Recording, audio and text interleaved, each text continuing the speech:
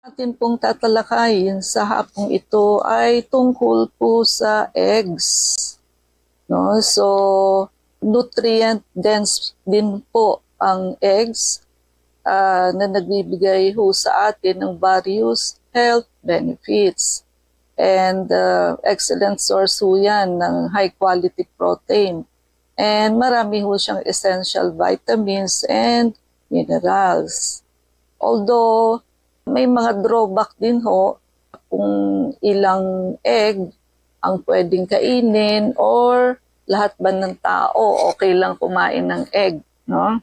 Ang isa ho sa drawback niyan is cholesterol, no? Ang isa ho kasing egg contains 215 milligrams of cholesterol, while ang ideal cholesterol level ho natin is just 180. So ang isang egg po sobra pa sa daily recommended allowance, no? What if you eat 2 to 3 eggs? O paano na ho yun? And although less daw ho ang impact sa ating cholesterol and blood vessel, but according ho sa experience namin sa clinic, talaga pong yung mga high blood at matataas ang cholesterol ay mahilig hong kumain ng egg. So affected po talaga, no? And yung mga pasyente hong na heart attack, na stroke, medyo ho for the past few months panay ang kain nila ng eggs. So mabuti na ho yung nag-iingat, no? Pag bata pa kayo, walang problema, no? Pero pag nag-iedad na ho, ingat-ingat. At sa protein ho, essential amino acid is there and good for muscle building, repair, and overall cellular function. Di ba? Ang protein lagi yung cell repair, no? Nasugatan ka, alin ang magpapahilom ng sugat mo? Carbohydrate, fats, or protein? It is protein. Basta cell repair, sugat, ang magpapahilom ho niyan is protein. Yung intelligence, so protein din ho yan. Kaya yung mga papasok ho ng eskwela, hindi ho maganda yung hindi kayo nagbe-breakfast. Kasi yung protein content ho, yun ang tutulong sa inyo, sa inyong mind, no? Kaya ho kadalasan, kung sino yung may mga kaya, sila pa ho yung matatalino. Why? Properly nourished ho sila. Samantalang yung mga mahihirap, indigent, sila pa ho yung mga mahihina ang ulo. Why? Kasi nga ho, ang talino ho, wala sa kanin, nasa ulam. Pag marami ho kayo, minsan isang noodles lang ho, sasabawan ng marami. Yun na ho ang iuulam. Kung 8 ang anak plus yung mag-asawa, paano na ho yun? Walang sustansya. At sa Filipino setting, kadalasan ho, basta may kanin, tama na. Minsan, asin lang ho ang inuulam. Ang kanin ho kasi belongs to carbohydrate and it is for what? Energy. So, yung intelligence ho ng tao, cell repair belongs to protein. Kaya ho, para tumalino ang anak ninyo, kailangan ho ang protein. Pag wala hong protein, expect nyo ho mahina ang ulo ng bata, no?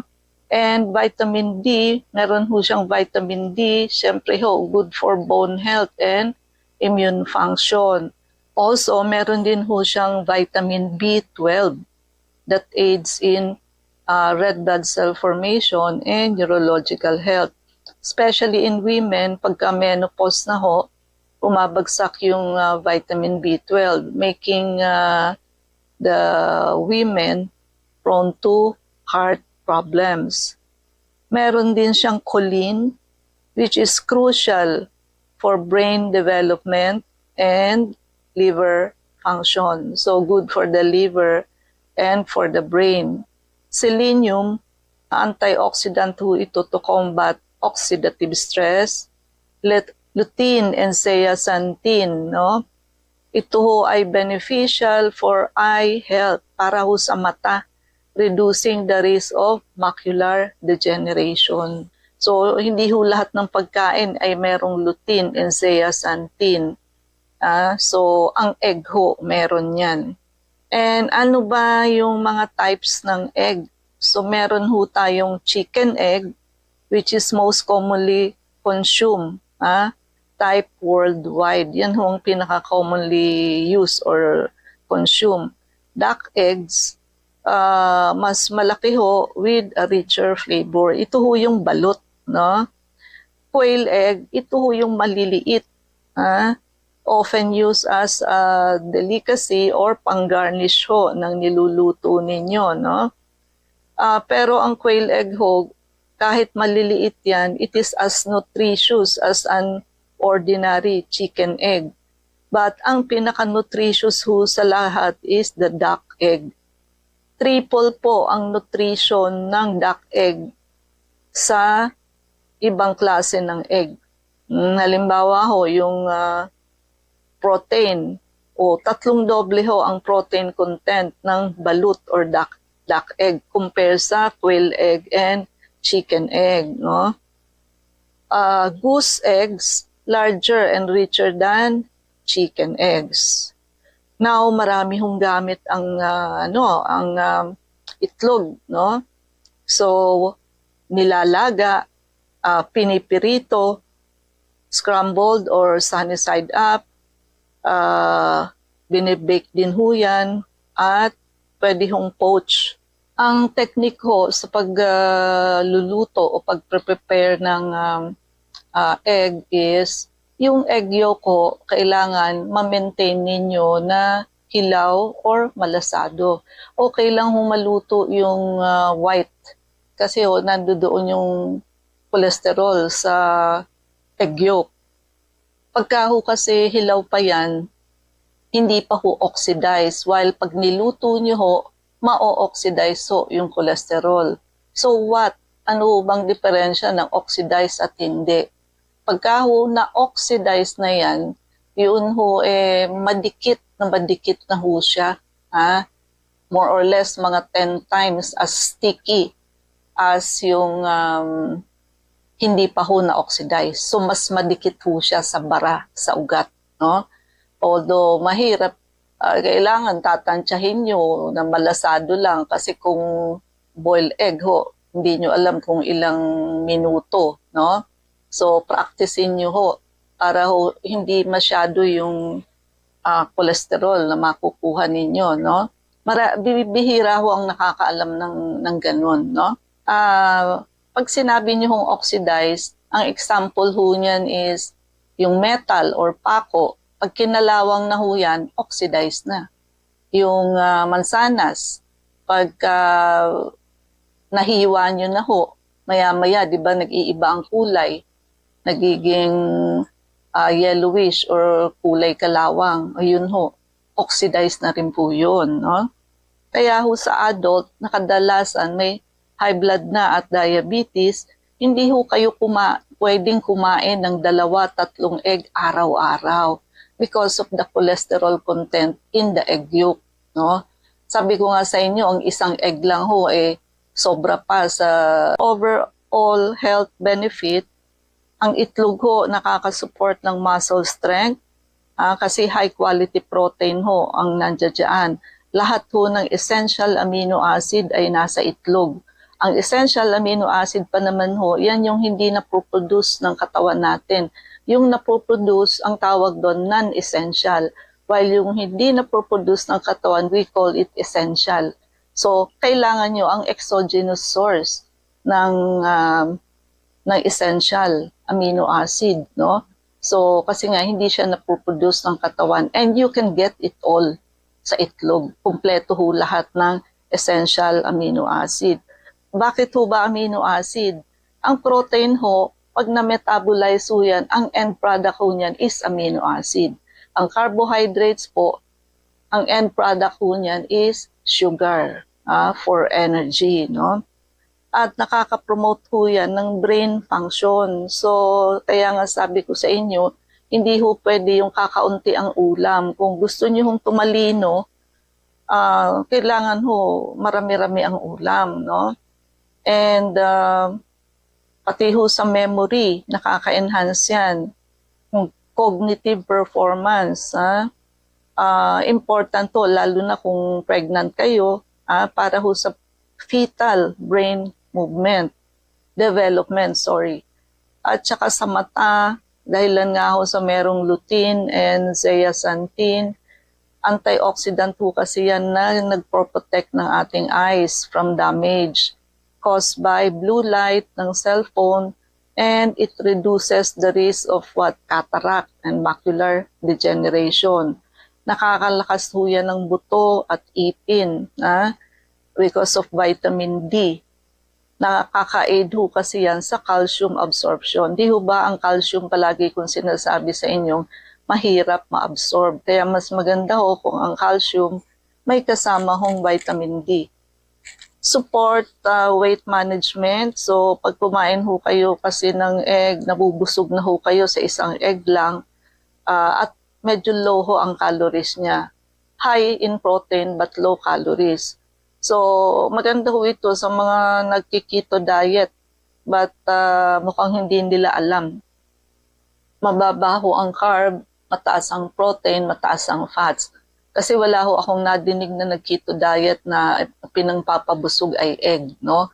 Tapos mali pa ho yung source nila ng fats, no? Dapat ho good fats, hindi ho bad fats, no? Ang good fats ho kasi is omega-3, fish oil, yung virgin coconut oil, and olive oil. Ang ginawa ho nung kasama namin sa Taiwan, Diyos ko, lahat ho ng yun ang kinakain niya, taba ng pata, etc. No? Kaka-angioplasty lang po noon. No? Kaya minsan ho, yung sabi-sabi lang, hindi ho doktor ang nagbigay ng protocol sa inyo. Mali-mali ho, ikamamatay nyo yun. No? Pagka ho mali. Iyan ho, egg. Okay yan sa mga nagki-keto diet. But of course, hindi nyo na ho kailangan mag-keto diet. Sabi ko nga sa inyo, kung gusto ninyong pumayat, immediately pumunta ho kayo sa amin. May protocol po tayo, anti-obesity. At ang egg, maganda ho ito sa heart, kasi itinataas niya ho yung HDL, good cholesterol. Huwag lamang ho excessive, kasi yung bad cholesterol tumataas din. And nakaka-improve ho ito ng immune function, kasi ho rich in vitamin A, D, and B12. Nakaka-support ho yan ng healthy immune system. And sa skin and hair health, no? May biotin and other vitamin B. Nakaka-contribute ho yan sa healthy skin, healthy nails, and hair. Ingat lamang po sa salmonella infection, kaya bago nyo ho i-crack yung egg, hugasan niyo ho, kung maaari sabunin niyo ng mabilis lang. Mabilis lang ho kasi porous yun eh. Para lang ho maalis yung dumi kasi pwede ho tayong makakuha ng salmonella infection. Overconsumption, wag naman ho overconsumption, no? Kasi ho madi-displace yung ibang nutrient-rich food. At meron din ho itong saturated fat, although small amount lang ho. Kaya hindi ho pwede ang marami. And contamination risk, ayun ho, pagka ho ang source ng egg ninyo is hindi organic, syempre ho ang feeds niyan may hormones, no? At antibiotic and pesticide. Kaya hindi ho pwedeng marami. Digestive discomfort, ayun, pwede ho maka-experience ang iba ng bloating or gas due to intolerance. Yung hirap kong matunaw, and potential hormone impact, no? Yun nga ho, pagka hindi ho organic, no? May hormones po, Di ho ba yung babaeng manok, wala hong lalaking chicken, but nangingitlog ho yung female chicken. So kasi ho yung feeds, kaya ho ang hormones na nasa egg is estrogen, female hormone. While yung napag-aralan ho natin nung nakaraan, tilapia, male hormone naman po ang ando doon, no? So, masustansya ho ang egg, kaya lang ho moderately, hindi ho pwedeng sobra, isang egg lang ho sa isang araw, and every other day lang ho o 3 times a week. And yung egg yolk po, kailangan yung hilaw or malasado. And maraming salamat po sa pagpapapasok nyo sa amin sa inyong mga tahanan at puso. Be kind. Do one good thing a day makes this world a better place. And wake up call po sa mga may diabetes and sa mga gusto kong pumayat. May bago po tayong napaka-effective na treatment. Sigurado kung maibababa ang sugar nyo agad at yung mga gustong pumayat, talaga kung papayat kayo without any effort. Pati ho sa diabetes, without effort, makikita nyo ang sugar nyo talaga kung bababa. Huwag nyo na hong hintayin na kayo ay magkaroon ng mga komplikasyon. Ang nakamamatay ho sa diabetes, hindi yung sugar mismo, kung hindi ho yung mga komplikasyon. Now na po, huwag nyong ipagpabukas at bago pa humahuli ang lahat. Dr. Tanong ni 1437, ask ko lang, masama po ba maligo kung may heart palpitation? Kung kailan po ako maliligo sa may kasabay na kabog ang dibdib? Ano po ba ang dapat kong gawin? Parang ngayon lang ako nakarinig ng ganyan. Wala naman hong connection yun. No? So, pagka kinakabog ang dibdib ninyo, mag-check ho kayo ng BP. Baka ho mataas. No? Or, actually, pwede ho kayong maligo kasi wala hong connection yun doon. Now, parang hindi natin hinuhulaan, no? Magpalista ho kayo ng check-up para mapakinggan ko ho ang likod ninyo. Usually, ang nagpapalpitation ho, may walking pneumonia or sakit sa puso or sakit sa thyroid. Kaya nga ho, wag hula-hulaan, no? Ang doktor ho, pag nakita kayo at na physical check-up po yan, kahit wala pa ho tayong laboratory, ma-identify ho kung anong sakit yan. Wag ho kayong mag-self-medicate. And wala tayong oras, mangyari po lamang na kayo magpalista kung kayo yung magpapacheck up. So Unit 1101, Clinica Medica 101, Centurion Medical Makati, Salamanca Street Corner, Kalayaan Avenue, Makati City. So ang landmark po natin is along Makati Avenue, yung corner, General Luna Street. Everyday bukas ang clinic, pati na rin Saturday and Sunday and even holidays. Kailangan lamang ho magpalista kayo ahead. Ay, yung mga numero. Pwede po kayong tumawag sa 546-9412, 0922-875-2899. Pwede rin po kayong mag-text sa 0925-896-1689 at 0917-810-6169. Prevention